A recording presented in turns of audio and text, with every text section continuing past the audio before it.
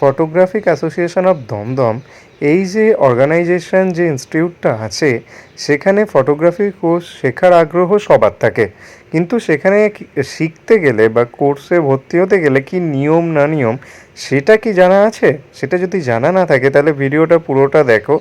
আর আমরা যার সাথে কথা বলছি সেটা তোমরা অলরেডি বুঝে গেছো, প্রফেসর বিশ্বতোষ সেনগুপ্ত। উনি আমাদের টাইম দিয়েছিলেন, তো ওনার একটা ইন্টারভিউ বা আলাপচারিতা যাই বলো সেটা আমরা করেছিলাম। তো এখান থেকে ফটোগ্রাফিতে যাদের ন্যাক আছে, যাদের ইন্টারেস্ট আছে, তারা অনেক কিছু জানতে পারবে। এই ভিডিওটা স্কিপ না করে পুরোটা দেখতে থাকো। তো নমস্কার, আজকে সুকন্যাসী এক্সপোর্টিং সুকন্যাসী রোমকেশের অন্যরকম একটা ভিডিও হচ্ছে। অন্যরকম ভিডিও মানে এরকম ভিডিও আমি এই প্রথম করছি। এটাকে আপনারা ব্রডকাস্ট ভিডিও বলতে পারেন, এটাকে আলাপচারিতাও বলতে পারেন, বা ঘন্টাখানেক গল্পও বলতে পারেন। তো আমরা আজকে এমন একটা মানুষের কাছে এসেছি যেটা মানে আমাদের খুব সৌভাগ্য, আমরা এই যে মানে অপরচুনিটিটা পেয়েছি। আমাদের চ্যানেলের মানে এরকম ভিডিও যে হবে সেটা আমরা ভাবতে পারিনি। সেটা হচ্ছে, আপনারা অনেকেই তাকে চেনেন। তার কে আমি মানে ছোটো থেকে জগাই জেঠু বলেই ডাকি, সেই জন্যই হয়তো আমি এই অপরচুনিটিটা পেয়েছি। কিন্তু উনি হলেন প্রফেসর বিশ্বতোষ সেনগুপ্ত।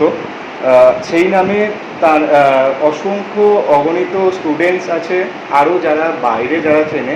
তো এইটা পুরোটাই আপনারা স্ক্রিনে দেখতে পারবেন, ওনার পুরো যা যা আছে। তো তার সাথে আমরা আলোচনা করে নিই।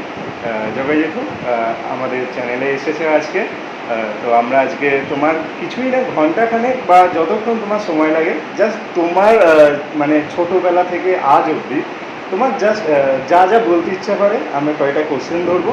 তো সেটা নিয়ে, কারণ আমার ভিডিওতে যদি তুমি দেখো, আমরা কোনো প্রি প্ল্যান করে কিছু করি না, বা আগে থেকে কিছু বলে রাখা সেটাও কিছু ছিল না। জাস্ট আমাদের দেখা হলো, তো আমরা বললাম যে আমি একটা তোমার অর্গানাইজেশন নিয়ে একটা ভিডিও করতে চাই।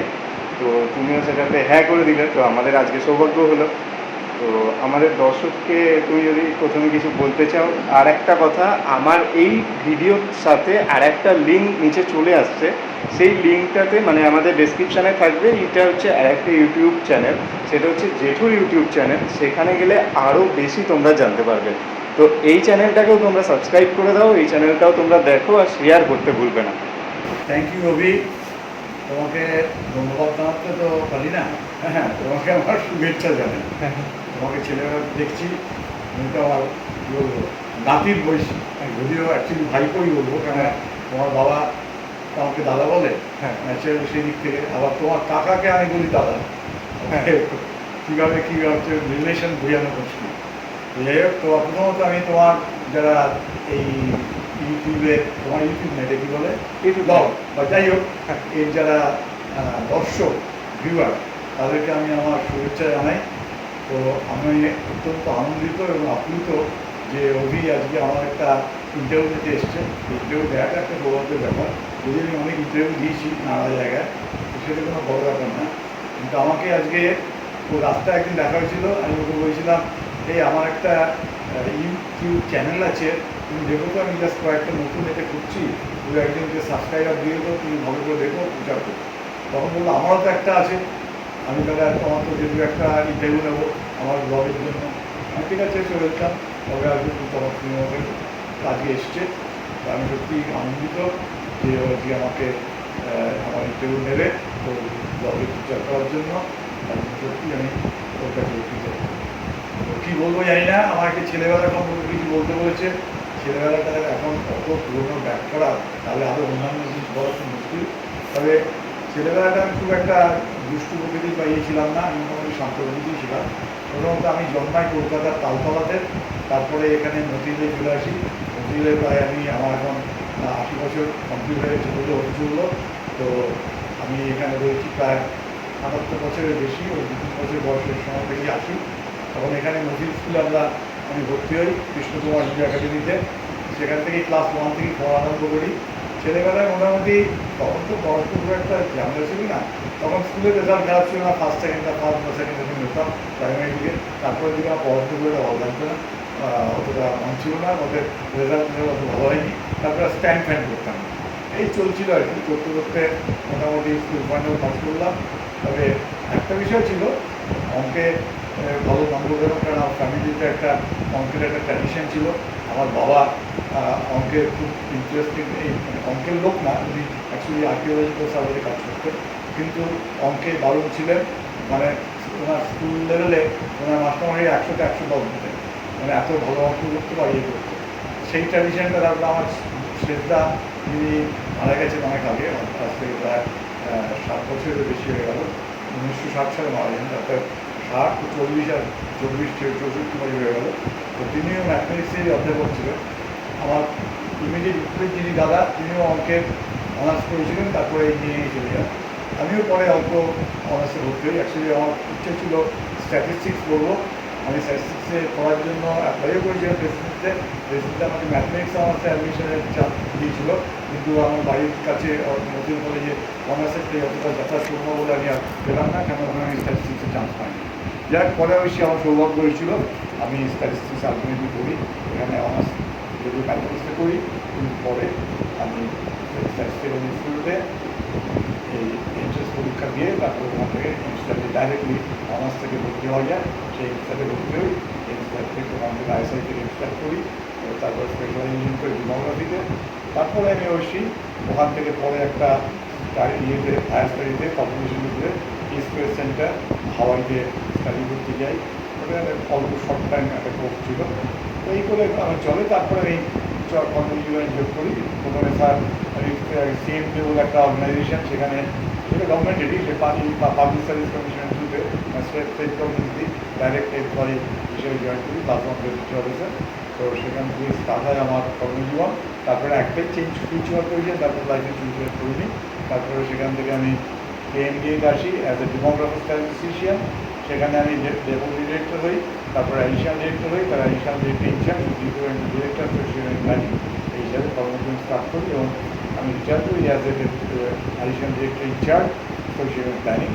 তারপরে ডিউরিং অ্যাকাডেমিক, মানে ডিউরিং সার্ভিস পিরিয়ড আমি অ্যাকাডেমিক ফিল্ডে অলরেডি ইন্টারেস্টেড ছিলাম। আমি আমার ইয়েতেই মানে কর্মজীবন থাকাকালীনই আমি অনেক জায়গায় পড়াতাম, কলেজ ইউনিভার্সিটিতেও পড়েছি প্রত্যেকদিন। এমনিতে অবশ্যই একটা বলতে হবে যে আমার ফ্যামিলিতে একটা সেটব্যাক হয় 1960-তেই, বললাম আমার দুই দাদা মারা যায় একটা কার অ্যাক্সিডেন্টে। তখন অনেক টিউশন ফিউশন করতে হতো, তার জন্য আমার ইয়েটা একটু অ্যাকাডেমিক রেজাল্ট একটু পরে খারাপ হয়ে যায়। তো যাই হোক, তো প্রচুর টিউশন করতাম তখন। তো সেই সময় তারপরে পড়ার থেকে টিউশনের 2 ঘন্টা বেশি ছিল। তারপর একটা চাকরিতেও ঢুকি টেম্পোরারি। আমাদের কোচিং কলেজের যিনি প্রেসিডেন্ট ছিলেন ডক্টর সুনীল গাঙ্গুলি, তিনি আমাকে এই একটা কোচিং কলেজের একটা ফিজিক্সের ডেমনস্ট্রেটরের কোর্স, এই তখন টেকনিক্যাল অ্যাসিস্ট্যান্ট কোর্স দেন। তারপরে আমি ওখানে ডেমনস্ট্রেটরের জন্য কাজ করি। ওটা মাস মানে বেশি দিন থাকিনি, ওই বছর দেড়েকের মধ্যে, কারণ তারপরে আমি ইয়ে করতে ইনস্টার্ট করতে চলে যাই আইএসআইতে। তো যাই হোক, ওদের কিছুদিন করি, এর একটা মধ্যে একটা হচপচ অবস্থা ছিল। যাই হোক, এই করতে করতে কিন্তু টিচিংয়ের একটা ইনক্লিনেশন ছিল তখন। ওই ছাত্রছাত্রীদের খুব ভালো, যদিও আমার বলাবার কথা না বা বোঝাবার কথা না, আমি তখন ডেমনস্ট্রেশন না, তখন ল্যাব অ্যাসিস্ট্যান্ট, কিন্তু আমার কাছে বেশিরভাগ ছাত্রছাত্রী আসতো বোঝাবার জন্য, ফিজিক্সের ল্যাবরেটরি যেসব প্র্যাকটিক্যাল হতো। তো যাই হোক, টিচিংয়ে আমার একটা ইনক্লিনেশন ছিল ছেলেবেলা থেকেই। তো সেই করতে করতে পরে আমি যখন ওই সার্ভিস পিরিয়ড করতে আরম্ভ করি, তখন থেকেই আমি ইয়েতে চলে যাই। ফর্চুনেটলি তখন আমার অন্য বি কলেজেরও একটা কোর্স, প্ল্যানিংয়ের একটা কোর্স ছিল, তাতে আমি স্ট্যাটিস্টিক্স পড়াতাম, ডেমোগ্রাফি পড়াতাম। তারপরে আমি ক্যালকাটা ইউনিভার্সিটিতে এমএসসিতে বায়োস্ট্যাটিস্টিক্স পড়ানো আরম্ভ করি। 1951 থেকে 2000 অবধি পড়াই অ্যাজ এ গেস্ট লেকচারার।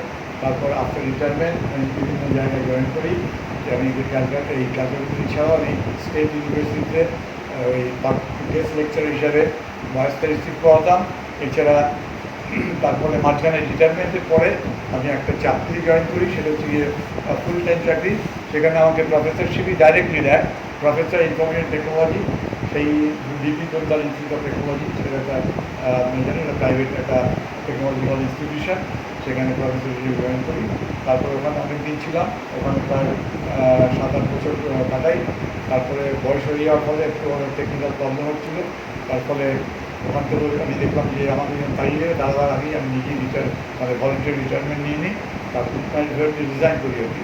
তারপর প্রাইভেট কতগুলো কলেজে পড়াতাম, যেমন মৌলানা যেতে পড়াতাম, তারপরে তৃণমূল কলেজে পড়াতাম, লেডি গভর্নমেন্ট কলেজে পড়াতাম, এখন লেডি গভর্নমেন্ট কলেজে পড়াই। এবছর লাস্ট লেডি গভর্নমেন্ট কলেজে গত মাসেও নিয়ে এসেছি।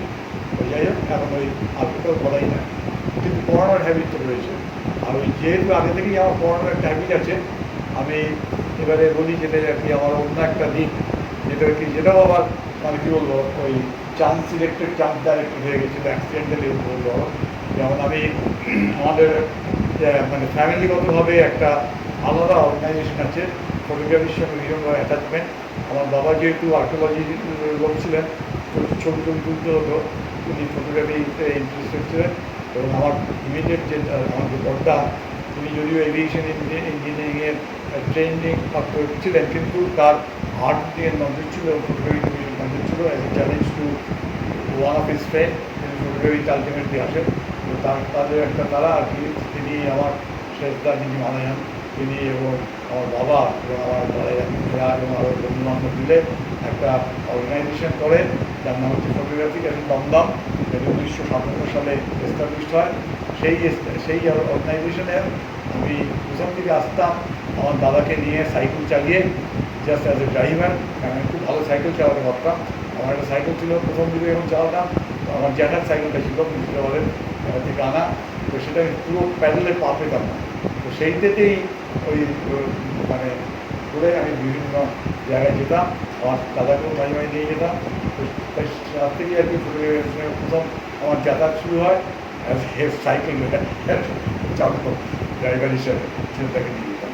তারপর ওই অ্যাসোসিয়েশনের অন্যান্য ছোটোখাটো কাজ, বিভিন্ন চিঠিপত্র পুরস্কার অনেক সঙ্গে অ্যাটাচমেন্ট হয়ে করি। তারপর যখন ওখানে ওখানকার সেক্রেটারি আমার দিদি দাদা একসঙ্গে মারা যান, তারপর একটা ভ্যাকুম হয়। তারপর আমার দাদা তিনিও চাকরির ক্ষেত্রে ইঞ্জিনিয়ারিং পাস করার পরে বাইরে চলে যেতে হয়। তারপর দেখার জন্য অভাব হচ্ছিল। তার ফলে আমি কিছুটা তখন আমি গ্র্যাজুয়েশন আমার অলরেডি হয়ে গেছে, তখন কিছুটা আমার এদিকে নলেজটা। তার থেকে আস্তে আস্তে আমার ফটোগ্রাফিতে ন্যাক আসে। তখন এই ফটোগ্রাফি স্টার্ট করিনি। অ্যাকচুয়ালি প্রথম ফটোগ্রাফি মানে সূচনা বলতে বলা যেতে পারে 1963-তে। ওখানে একটা ওই ক্লাবেরই মানে অন্যান্য মেম্বারদের সঙ্গে একটা দীঘায় আউটিং বেড়াতে গেছিলাম। সেই সূত্রেই আমার ভালো চিত্রে আর কি হাতে করি, বা প্রথম সেখানেই প্রথম ছবি তোলা শেখা বা ছবি তোলা এখানে স্টার্ট করি। তারপর সেখান থেকে আস্তে আস্তে আমার ইন্টারেস্ট শুরু করে, যেহেতু আমি একাডেমিক মাইন্ডে ছিলাম। এবং আমি আমার যখন এই এমস্টারের পরে কিছুদিন আমি রিসার্চে ছিলাম, রিসার্চ অ্যাসিস্ট্যান্ট এবং রিসার্চ ফেলো হিসাবে, তখন আর কি ওই সময়ই আর কি ফটোগ্রাফির বিভিন্ন পড়াশোনা বই লাইব্রেরি থেকে বই করতাম। তো তখনই আমি কিছু কিছু স্টাডি মেটেরিয়াল তৈরি করছিলাম। তারপর তার থেকেই আমার ব্রেন চাইল্ড হিসাবে ফটোগ্রাফি অন্যান্য আমরা একটা কোর্স স্টার্ট করি, এবং সেটা ফ্রিতে। এবং তাতে আমাকে আমার মেস্তা আর কি বেনিফিশিয়ারি তিনি অনেকভাবে সাহায্য করেন, এবং আরও অন্যান্য যারা পিএডি ছিলেন ফটোগ্রাফি ডিপার্টমেন্টের, তাদের সহায়তায় আমরা কোর্স স্টার্ট করি ফ্রিতে। 1 পয়সা নিতাম না, এখনও সেটা চলছে। এটা এখন 54 বছর পা দিয়েছে সেই কোর্সটা। তারপরে সেটার পরে সেটি ছিল প্রথম ছিল 9 মাসের কোর্স, তারপরে বাড়ি প্রায় 1 বছর কাছাকাছি গেছে। তারপর ওটা পাস করার পরে 1-2 বছর বাদে আমরা একটা ডিপ্লোমা কোর্স স্টার্ট করি। এইগুলো কোর্স করার সময় আমি অনেক বাইরে ইউনিভার্সিটি বা অন্যান্য ক্যারিকুলাম সেগুলো সব একটা রিফাইন করে তার থেকে অনেক কিছু ইনফরমেশন নিয়ে গিয়ে কোর্স সিলেবাসটা ডিজাইন করি। তারপরে এমনি করতে করতে সেই কোর্সটা সেই ডিপ্লোমাটাও এখন অনেক বছর হয়ে গেল। এই ডিপ্লোমা আমাদের এখন 51 বছরের পর দিয়েছে। এই করতে করতে চলতে এখন আমাদের তখন থেকেই প্রথম থেকেই আমাদের আমি যাওয়ার আগে থেকেই এই ফটোগ্রাফি দমদম ইন্টারন্যাশনাল এক্সিবিশন করে ফটোগ্রাফি ফিচারের জন্য বিভিন্ন দেশের থেকে ছবি আসে, সেগুলো সিলেক্ট করে একটা জায়গায় ডিসপ্লে করা হয়। সেই কাজটা তখন তাদের জন্য এখনও চলছে। এখন আমাদের একমাত্র ওই কোভিডের সময় 1 বছর গ্যাপ ছিল, তাছাড়া অলরেডি 65টা হয়ে গেছে। এবারে 66তম আন্তর্জাতিক আলোচনা প্রদর্শনী এবছরে হবে এই অক্টোবর মাসে। পুজোর সময় প্রত্যেকবারই হয়, সেটা প্রতিবারই হয়। তারপরে আমরা সেটাকে আইদার শান্তিনিকেতন কিংবা শিলিগুড়ি কিংবা অন্যান্য বিভিন্ন জায়গায় আমরা নিয়ে যাই, যাতে করে আরও দেখতে পারে। এরকমভাবে পিএইচডির কাজ বিভিন্নবার চলছে। পিএইচডিতে আমরা নানা রকম রিসার্চের করি। তারপরে আমরা এখন তোমরা যে ঘরে আছো, এটা হচ্ছে আমাদের ডিজিটাল রিসার্চ ইউনিট। এখানে ডিজিটাল একটা কোর্স হয়, তার পোস্ট ডিপ্লোমা আমরা কোর্স করেছি। এছাড়া আমরা জাইজেস ট্রেনিং কোর্স ইন্ট্রোডিউস করি। এছাড়া আমরা বিভিন্ন ওয়ার্কশপ বিভিন্ন জায়গায় এই ওয়ার্কশপ কনসেপ্টটা আমরা রিয়েল সেন্স যে ওয়ার্কশপ বুঝে এবং জাস্ট শুধু লেকচার না, হাতে কলমে প্র্যাকটিক্যাল ডেমনস্ট্রেশন দিয়ে, যাতে করে তাদের যারা ট্রেনিং প্রাপ্ত হলো তারা যাতে আবার পরে গিয়ে তাদের মেম্বারকে শেখাতে পারে, তার জন্য আমরা ব্যবস্থা করি। এলাকায় ফটোগ্রাফির বিভিন্ন দিকে আমরা কাজ করে চলেছি। আমরা প্রচুর লেখালেখি করেছি এবং আমাদের এই অ্যাসোসিয়েশন থেকে এখন অব্দি এই ইন্টারন্যাশনাল যে বডি ফেডারেশন ইন্টারন্যাশনাল জেলা ফটোগ্রাফিয়ার, তাদের যে অফিসিয়াল জার্নাল, তাতে একমাত্র পিএইচডির বাইরে এখন অব্দি ইন্ডিয়ান কোনো আর্টিকেল নেই। যে কটা আর্টিকেল বেরিয়েছে সবই পিএইচডি, আইদার আমার কিংবা ডক্টর গাঙ্গুলি কিংবা কুসুমি কিংবা শিবানী মালিক কিংবা এরকম বিভিন্ন আমাদের মেম্বারদের আর্টিকেল বেরিয়েছে। এছাড়া আমাদের ন্যাশনাল ম্যাগাজিন ফিফাইটার, তাতেও আমরা আর্টিকেল দিই। তাছাড়া আরেকটা ওয়াইল্ড লাইফ ফটোগ্রাফি আছে, তারা ম্যাগাজিন করছে এই ইন্টারন্যাশনাল লেভেলে, তাতেও আমাদের পাবলিকেশন আছে। আমরা এখন বিভিন্ন লেখালেখি করি, বিভিন্ন রিসার্চ করছি, বিভিন্ন কাজ চলছে। এখানে একটা ডিজিটালের কোর্সটি হচ্ছে ফুললি পোস্ট ডিপ্লোমা কোর্সটা হচ্ছে মেনলি ফটোশপ বা ফটো এডিটিং, ফটোশপ বলে ভুল হবে, ফটো এডিটিং লাইট হোক বা যাই হোক, তাকে সেইগুলো আমরা চালিয়ে যাচ্ছি। এবং এতে সব যা করছি সব কিন্তু ফ্রি, এর জন্য আমরা একটা পয়সাও নিই না। 3টে কোর্সই রান করি আমরা ফ্রি। আমরা যেমন এই যে পোস্ট ডিপ্লোমা কোর্সের কথা বললাম, এটা যদি প্রাইভেটলি বাইরে কেউ দিল, অনেক জায়গায় করে 40,000 50,000 টাকা কোর্স নেবে, আমরা এক টাকা নিই। আমরা যে ডিপ্লোমা কোর্স করি, এটা যদি কোনো কলেজ বা সেমিস্টারে লেভেলে রিয়েল সেন্টারে ওয়েস্ট বেঙ্গলের কোনো কলেজ নেই। তো ইদানিং এখন দু একটা ইউনিভার্সিটির আন্ডারে, যেমন এই ইয়েতে আছে কী বলে রাজারহাটে যে দিলইয়ে কলেজ আছে, সেখানে জার্নালিজম ডিপার্টমেন্টে ডিজিটাল ফটোগ্রাফি কাভারেজ আছে। জার্নালিজম ডিপার্টমেন্ট অনেক জায়গায় আছে, ফটোগ্রাফি নামে আছে কয়েকটা জায়গায়, কিন্তু রিয়েল সেন্সে করা নেই।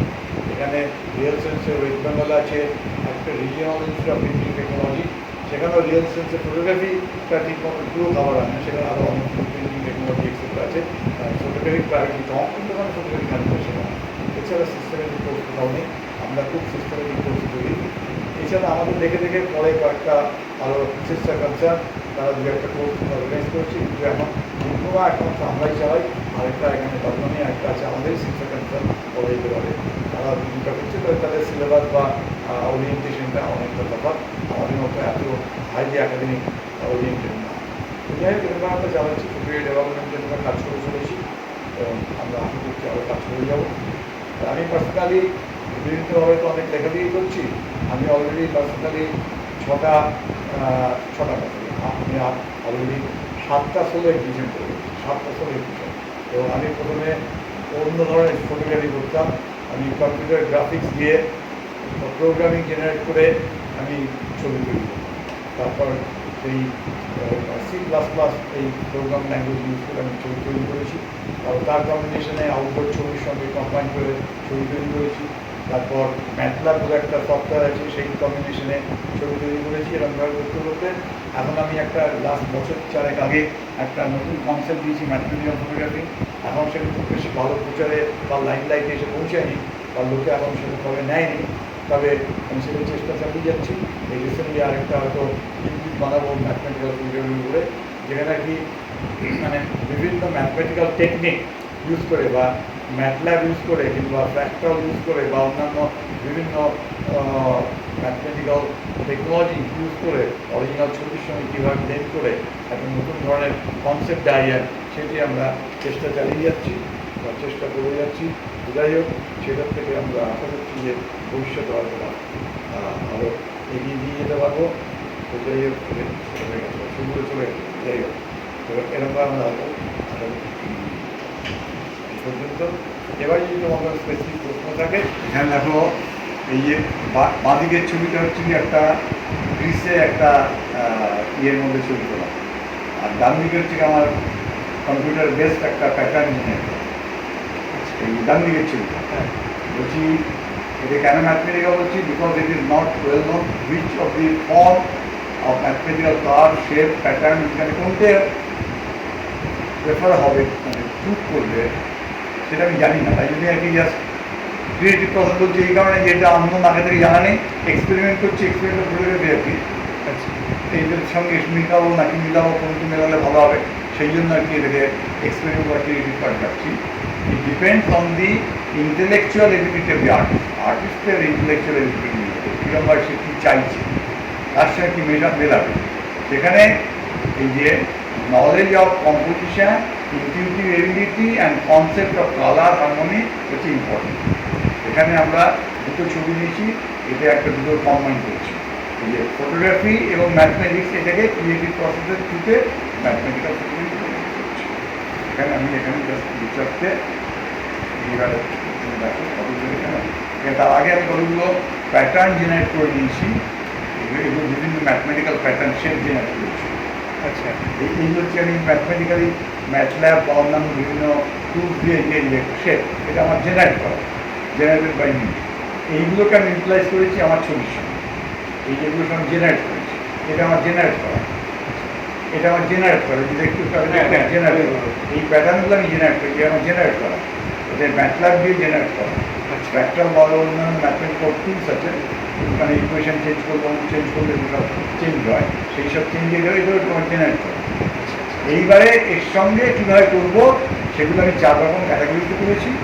সেগুলো এখন এগুলো যে ভ্যালুটি বলছি, এই ভ্যালুটি একই লেভেলের যেগুলো রিপিট করে করে হয়, সেটা ওই ব্লাডের সঙ্গে কম্বাইন করেছি, করে একটা দিয়েছি।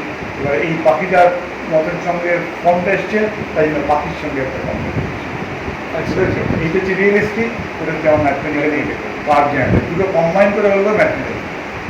আচ্ছা, শুধু ম্যাথমেটিক্স দিয়ে জেনারেটেড স্কেচ নয়, originality plus sketch generated mathematical, দুটো মিলে একটা পুরো। আবার এখানে এই যেমন এই তো হচ্ছে ওই যে দেখছি, ওই হচ্ছে অ্যাকচুয়ালি ইটালি যে ইয়ে আছে আমাদের কী বলে লিনেন টাওয়ার অফ পিজা আছে, ওর সামনে একটা মাঠে এই এই স্ট্যাচুটা আছে, এটা ইটালিতে ছবিটা অরিজিনাল। আর এইটা হচ্ছে আমার প্যাটার্নটা জেনারেট করা, দুটো কম্বাইন করে আমার চিন্তা ভাবনার সঙ্গে ওর সঙ্গে ম্যাচ করিয়ে এটা করা। এটা হচ্ছে গিয়ে একটা অরিগামিতে ওইটা বানিয়েছিলাম আমি, ওই ডান দিকেরটা হচ্ছে অরিগামিতে তৈরি করা, এটা হচ্ছে ম্যাথমেটিক্যালি জেনারেট করা, আর এটা হচ্ছে রিয়েলিস্টিক করা, কম্বাইন করে ছবিটা করেছি। এবার এটা হচ্ছে দেখো যে অরিজিনাল ছবি রয়েছে, গরিব ছবি রয়েছে, আর এটা হচ্ছে আমি জেনারেট করা। এটা হচ্ছে অরিজিনাল রয়েছে, ওইটা হচ্ছে কি জেনারেট করে ওপরে। এটা হচ্ছে কি একটা ওই সান্তারানি গ্রিসের একটা ফেমাস ইয়ে আছে, বিচ আছে, সেখানে একটা জায়গা আছে tourist, world famous tourist spot, Santarani নাম তুমি জানি না, শুনেছো? আমার একটা ইয়ে আছে, ওয়ান্ডারলাস্ট ইন গ্রিস আছে, 4 মিনিটের ভিডিও আছে, দেখো তাতে পাবে। তো এই ছবিটা সেখানটা জলটা দারুণ, সেগুলো একটা গ্রাফিক এফেক্ট দিয়েছি, দিয়ে এরকম করেছি। এরকম বিভিন্ন প্যাটার্ন জেনারেট করে করে সব বিভিন্নভাবে তৈরি করা।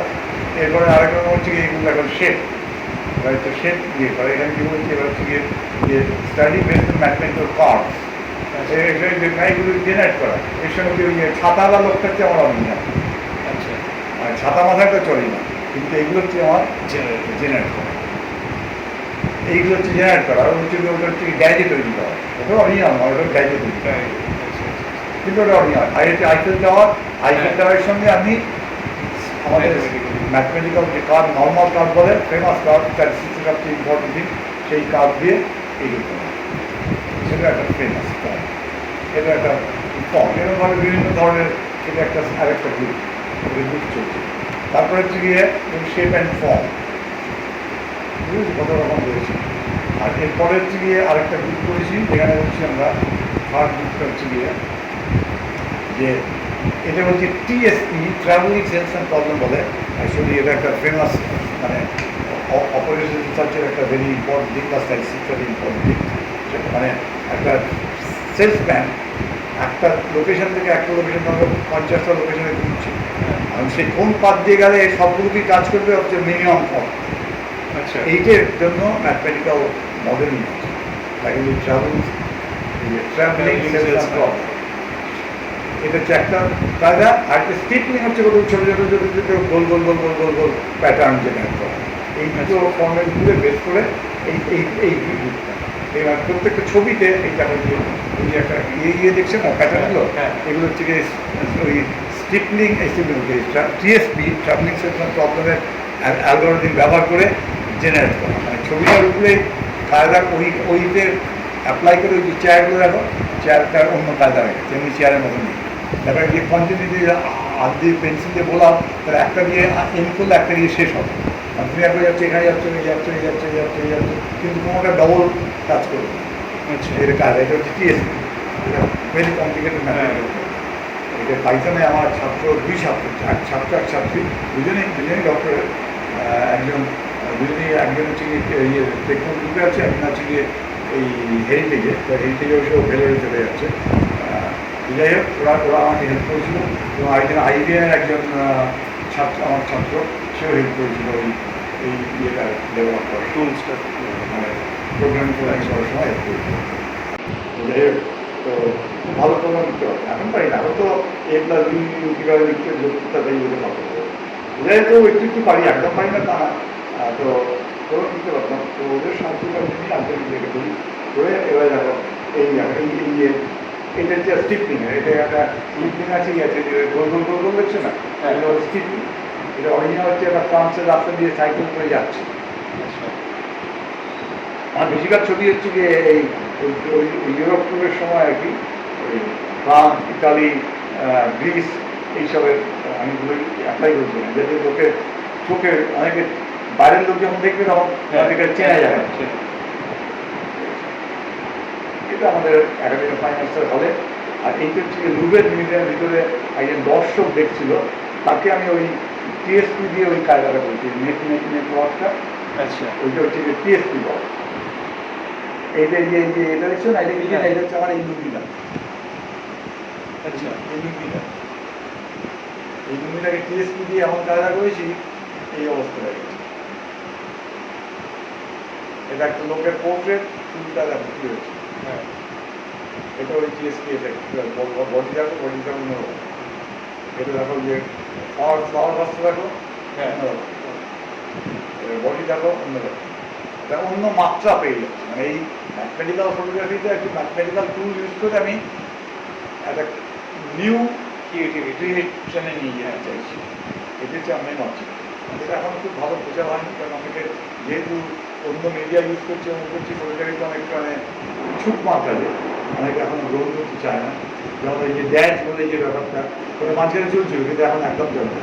ড্যাশটা যেহেতু অন্য একটা ওই যে মডেল দেখলে, মানে ফিগারের জন্য দরকার হলে আপনার পয়সা দিয়ে মডেল নিতে হবে, এমনিই করতে পারছি। তো দেখে তুমি আমার ওই যে ওয়েবসাইটে দেখবে একটা সেন্সুয়ালিটি বলে একটা সেকশন আছে, সেখানে অনেকগুলো এরকম ফিগার আছে, সুন্দর সুন্দর। তো সেগুলো আমার পয়সা দিয়ে মডেল করছি, হ্যাঁ। কিন্তু সেগুলো এলে চলে না, ইন্টারন্যাশনাল সার্ভারে চলে। যাই হোক, এটা একটা দারুণ এফেক্ট, এটা একটা দায়িত্বটা আমি লাইফে দুটো পার্ট, সুন্দর এবং অন্ধকার দুটি, আলো এবং অন্ধকার, এটা খুবই ভালো আছে। এটা আরেকটা রকম ভালো হয়েছে, এগুলো টিএসপির সাহায্যে, এগুলো টিএসপি আছে, লাইন দিয়ে করছে ফ্রান্সের একটা মেট্রো স্টেশনের মধ্যে, এটাও একটা টিএসপি ইউজ করা, একটা টিএসপি ইউজ করে পাই। এবার টিএসপি ইউজ করে একটা স্কেচ, যেটা অন্যরকম মাত্রা দেওয়া হয়েছে, এটা একটা অন্যরকম মাত্রা।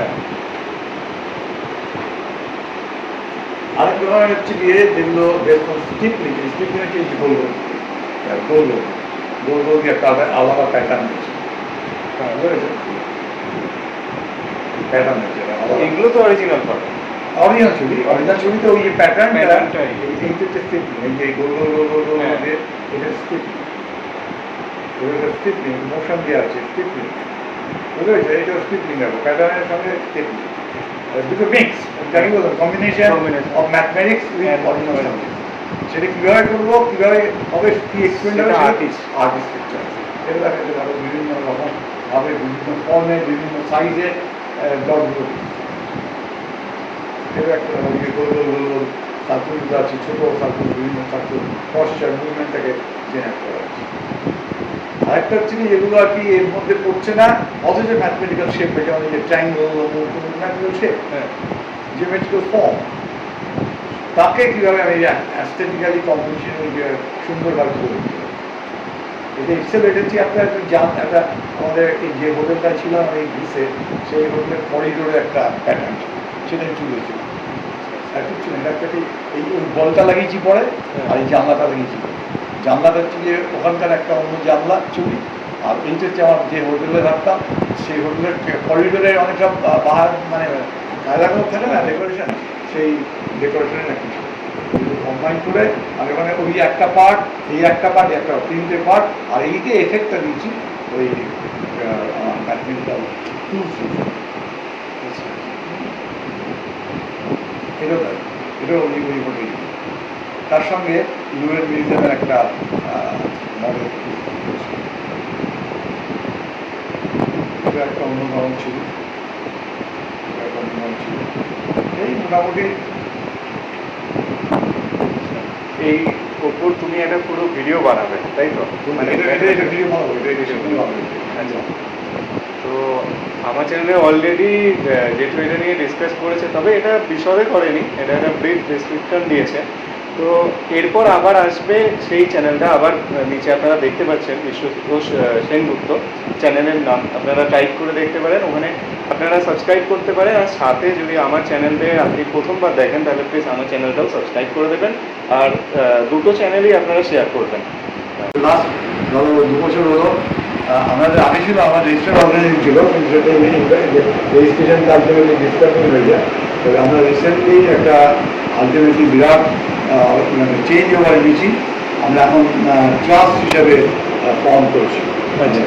ইন্ডিয়ান ট্রাস্ট অ্যাক্ট 1882 অনুযায়ী আমরা এখন রেজিস্টার্ড অর্গানাইজেশন, এবং ভারতবর্ষে আর কোনো ফটোগ্রাফি অর্গানাইজেশন ট্রাস্ট হিসাবে নেই।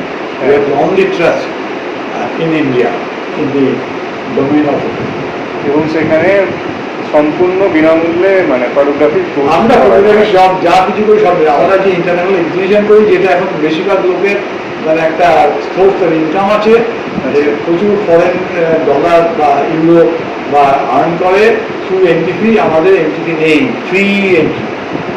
আমরা ইন্টারন্যাশনাল এক্সিবিশন অর্গানাইজ করি পুরো ফ্রিতে, আমরা যা করি সব ফ্রিতে। বলবে তাহলে পয়সা আসতে হবে, পয়সাটা আমরা মেম্বার ডোনেট করি প্রচুর। আমরা ইন্টারন্যাশনাল কনফারেন্স করেছি ভারতবর্ষের ইতিহাসে, ভারতবর্ষে মানে এশিয়া থেকেও আগে কেউ কনফারেন্স করে আমরা যখন করি। আমি 1982 ক্লাস ইন্টারন্যাশনাল কনফারেন্স করি। আমাদের অলরেডি লাস্ট হয়ে গেল কত 13টা হয়ে গেল। আচ্ছা, বিরাট বিভিন্ন জায়গা থেকে লোক আসে, বিভিন্ন পেপার করে, তার পাবলিকেশন আছে, আমাদের প্রত্যেকেরই পাবলিকেশন আছে। 13টা নেই, 13টা ওই নেক্সট আমার 12টা কমপ্লিট, লাস্ট থেকে 12টা। আচ্ছা, 12টা কমপ্লিট হয়ে 13টায় যাবে। নেক্সট 2026 যদি সব কিছু ঠিক থাকে, 26 হবে, না 27, আর লাস্ট 23rd জানুয়ারিতে হচ্ছে। আচ্ছা, আমরা ইউজুয়ালি জানুয়ারি, আমাদের ডেটটা মোটামুটি 23rd জানুয়ারি টু 27 জানুয়ারি থাকে। হ্যাঁ, আর যেবারই হোক 23rd January to 27 January. International conference. আচ্ছা আচ্ছা আচ্ছা। আচ্ছা, এবারে আমি একটু বেনু জেঠুর সম্বন্ধে তোমায় বলতে বলবো। বেনু জেঠু হচ্ছে গিয়ে আমার বড়দা, হ্যাঁ। কিন্তু আমরা বলি মেস না। আমরা যেহেতু জয়েন্ট ফ্যামিলি, আমাদের মানে আমার জ্যাঠতো এবং আমাদের মিলে দুটো ফ্যামিলি মিলে একসাথে আমাদের মানে ওই নাম পেত। জ্যাঠতো দাদা হচ্ছে এমন এই দুটো গ্রুপের মধ্যে বড় ছিল, একদিন বড়টা মেয়েটা আমাদের মধ্যে বড় হচ্ছে বেনু সেন, আর মেনু জেঠু বলছো। তো সে হচ্ছে আমার বড়। তো তিনি ছেলেবেলায় খুবই গানপ্রিয় ছিলেন। আমার কি নির্বাচ, আমি একদম ঠান্ডা, এটা ঝাড়া দেখতাম না। মাহফুলি ছিলেন, তিনি বোমা বানাতে পারতেন, পাড়ায় কোনো গন্ডগোল বলে অন্য জায়গায় গিয়ে মারপিট করা সব এক্সপার্ট। সাইকেল চালাতে পারতো দারুণ, এক্সারসাইজ করতো দারুণ, তারপরে সাঁতার কাটতো দারুণ, অনেকবার চ্যাম্পিয়ন হয়েছে, অনেক ছেলে মেয়ে নিয়ে ঘুরে এসছে, সাইকেল করে ঘুরে এসছে, এইসব ছিল। তাছাড়া এমনিতে খুব একটা ইয়ে না, মানে কখনো ফটোগ্রাফি যেত না। অ্যাকচুয়ালি হয়েছিল কি, যে একবার বোধহয় এই স্বাধীনতা দিবসের কোনো অপারেশন বা ইয়েতে তার এক বন্ধু তাকে তার এই ক্যামেরাটা হাত দিতে দেয়, বলতে পারবি না, ভেঙে যাবে, অন্যভাবে এসব উল্টোপাল্টা বলে, তাতে তার খুব হাতে লাগে। তারপরে সে নিজেই একটা ক্যামেরা বানায়, নিজে ক্যামেরা বানাই। নিজে ক্যামেরা বানায়, আচ্ছা, সেই ক্যামেরায় ছবি তোলে, ভালো ছবি হয়। তারপরে তো অন্য ক্যামেরাটা কিছু ছবি তৈরি আর সেখান থেকে কাজ থাকে তাছাড়া ইনক্লিনেশন আগেই বললাম যে আমার বাবা তো আর্কিওলজিক্যাল সার্ভে অফ ইন্ডিয়ার লোক ছিলেন তো কাছে ছবি টবি তোলার দরকার হতো বিভিন্ন জায়গায় ঘুরতেন তারপরে তিনি ছবি তোলার প্রসেস জানতেন এসব জানতেন তো সেই সুবাদে তার থেকেও খানিকটা কিছুটা পায় তারপরে আরও লোকাল লোক দু একজন মুর্শিদাবাদ একজন ছিলেন বাড়িন্দা বলে এক ভদ্রলোক তার একটা ইন্ডাকশন বা অন্যান্য এইসব ইয়ে থেকেই খানিকটা আসে তারপর সেলফ ইয়েতেই কোনো সেলফ টট সেলফ টট ফটোগ্রাফার নিজের প্রচেষ্টা তবে ক্রিয়েটিভিটি ছিল তাও ফটোগ্রাফির যে মানে ভারতবর্ষের যে লেভেলে উনি উঠেছিলেন আর উনি যত রকম ডোমেনে কাজ করেছেন এরকম খবর ওনার উপর আমি একটা আমার এই চ্যানেলে এর আগের আমার যে লাস্ট ভিডিও হচ্ছে মাদার অ্যান্ড চাইল্ড তার আগের ভিডিওটা হচ্ছে ভেনুশন এ reason in Indian photography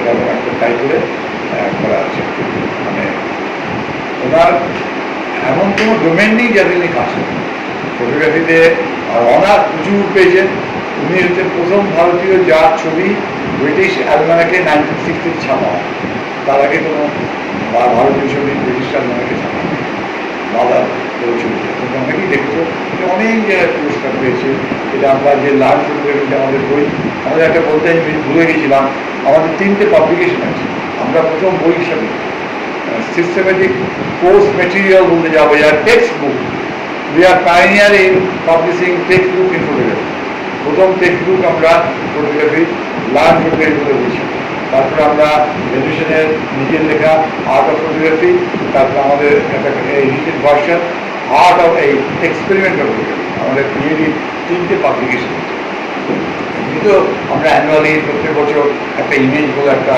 magazine বের করি প্রত্যেক তাদের একটি অ্যানুয়াল রিপোর্ট থাকে বা এইসব এক্সিবিশনের রিপোর্ট থাকে কে কী অ্যাওয়ার্ড পেল সারা বছরের ইতিহাস মানে কাজকর্ম তৈরি থাকে এই যে আমরা একটা অ্যানুয়াল রিপোর্ট করি তাই যেমন টাইম টু টাইম আমরা বিভিন্ন এক্সিবিশন করি আমাদের এই কয়েকদিন আগেই যে স্টুডেন্ট মেম্বার্স এক্সিবিশন হয়ে গেল এর উপরেই আমরা একটা ইউটিউব ছাড়বো নেক্সট ইউটিউব গিয়ে 48 স্টুডেন্টস অ্যান্ড মেম্বার্স এক্সিবিশন মানে এই মেম্বার্স এক্সিবিশনে 106টা ছবি নিয়ে তাদের ন্যারেশন দিয়ে এবং তার একটা ওভারঅল প্রোগ্রামের একটা জিনিস দিয়ে একটা ইউটিউব নেক্সট দিন তার থেকে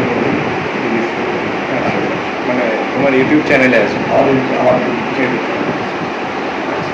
আচ্ছা এই যে তথ্যগুলো বলছো ঠিক আছে যেমন ধরো এক্সিবিশন হবে বা এটা ধরো যারা আগে যারা জানতো তারা তো জানে কিন্তু নতুন যে প্রজন্ম আছে প্রজন্ম তারা জানবে কি একদম নতুন একদম নতুনও জানবে হ্যাঁ এক্সিবিশনটা যারা রেগুলার পার্টিসিপেট করে আমাদের ইন্টারন্যাশনাল তো আমাদের হাই স্ট্যান্ডার্ড আমাদের আগে অ্যাকসেপ্ট আমাদের বিরাট হচ্ছে এখন বেশি ইন্ডিয়ানটা অ্যাকসেপ্ট খুব ভালো আগে আমাদের 100টা ছবির মধ্যে ইন্ডিয়ান তো 8-10 এখন 20-25টা ছবি দরকার এখন ইন্ডিয়ান স্ট্যান্ডার্ড অনেক হাই ওয়ার্ল্ড লেভেল এখন ইন্ডিয়ান খুব ভালো পরিষেবা যাই হোক যারা পার্টিসিপেট করে তাদের এমনি জানে ফিয়ার বলে যারা এগুলো হচ্ছে কি ইন্টারন্যাশনাল করতে গেলে বিভিন্ন ইন্টারন্যাশনাল বডি অ্যাপ্লিকেশন দিতে হয় তা না হলে তার কোনো ওয়েট হয় তাদের অ্যাপ্লিকেশন না থাকলে যে আর্টিস্ট তার ক্রেডেনশিয়ালটা সে পায় না তার কোনো একটা অনার পাওয়ার জন্য ওই অ্যাফিলিয়েটেড স্যালনে পার্টিসিপেট করেছি কিনা আমরা যখন এগুলো করি আমাদের তো পিএসএ ফটোগ্রাফি সোসাইটি আমেরিকা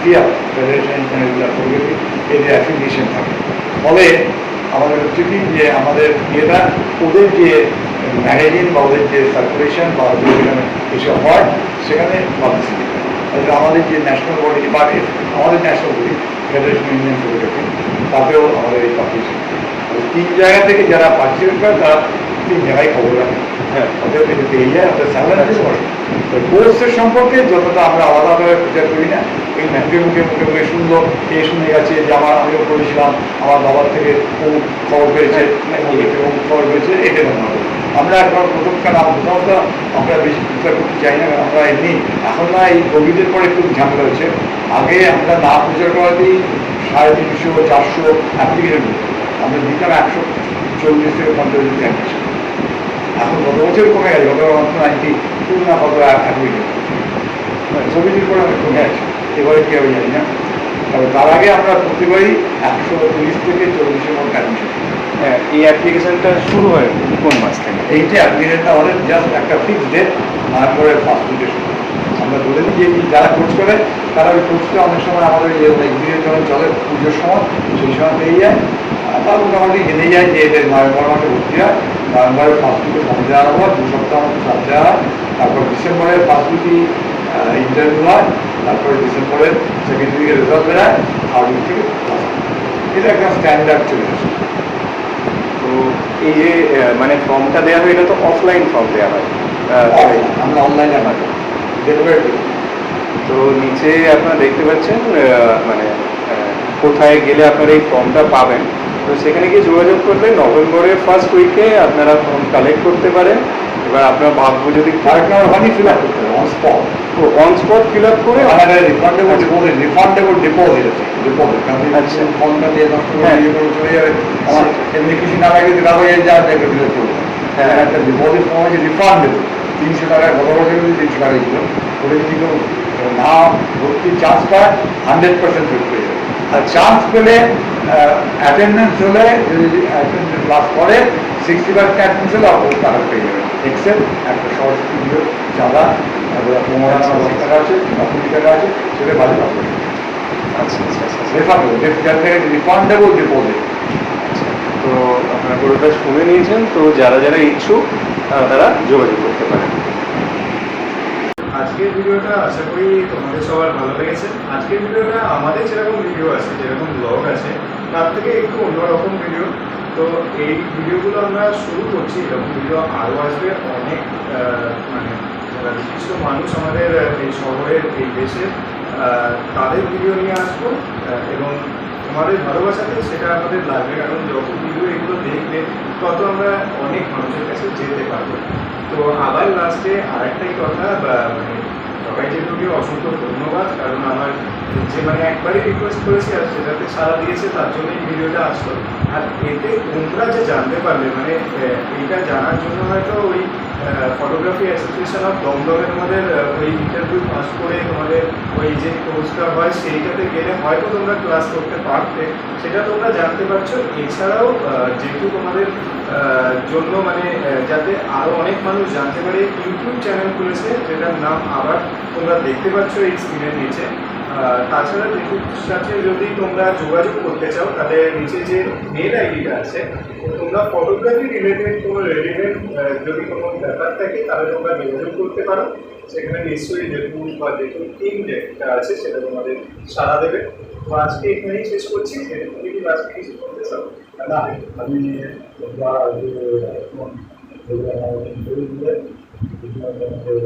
ধন্যবাদ জানাই। আর যারা দেখবে পরে ভবিষ্যতে তারা যদি উপকৃত হয় আমার দ্বারা আমি তাদের সহায়তা পাবো। ওই কাছে ফটোগ্রাফি ডেভেলপমেন্টের জন্যই হোক বা অন্যান্য বিভিন্নভাবে আমার সহায়তা করে যদি তাদের ব্যক্তিগত জীবনের স্বাস্থ্যকতা আছে তাহলে আমি বলে সবাইকে আবার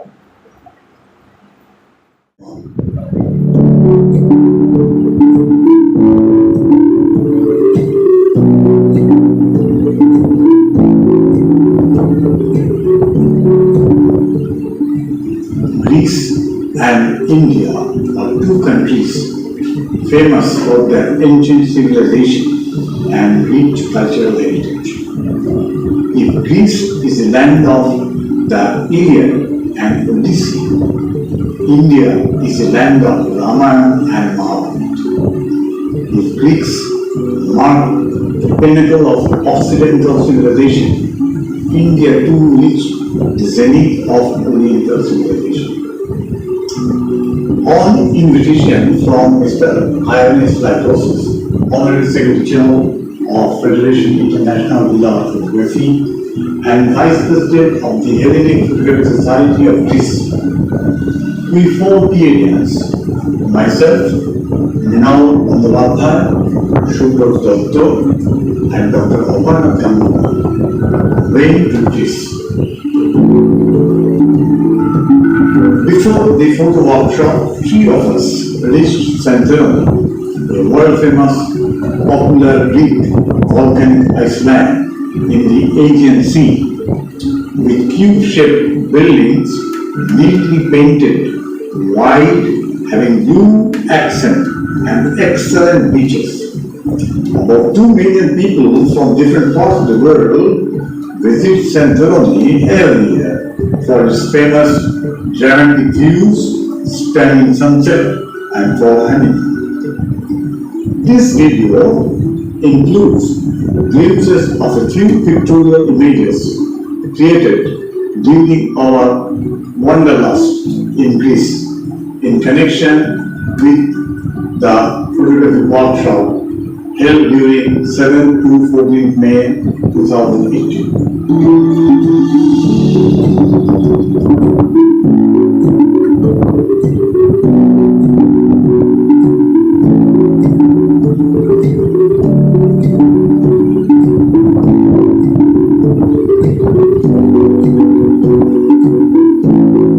Art plays a very significant role in elevating man's innovative ideas, aesthetic awareness, and creative pursuit. Art can aptly be described as the center and blood of human civilization as well as human life. Visual art today has entered into the creative world as a medium of self-expression. We delight at the aesthetics of the visual arts, be it painting or photography, utilizing the elements of this mundane world, inspired by the beauties of nature. We must remember that beauty is truth and truth is beauty. Satyam, Sivam, Sundaram is the main philosophy of Indian art. We enjoy the beauties of Greece and enrich ourselves immensely. Let's always continue to bring aesthetic pleasure, peace, tranquility, harmony, and joy in our life. Let Indo-Greek culture continue to flourish. Thank you.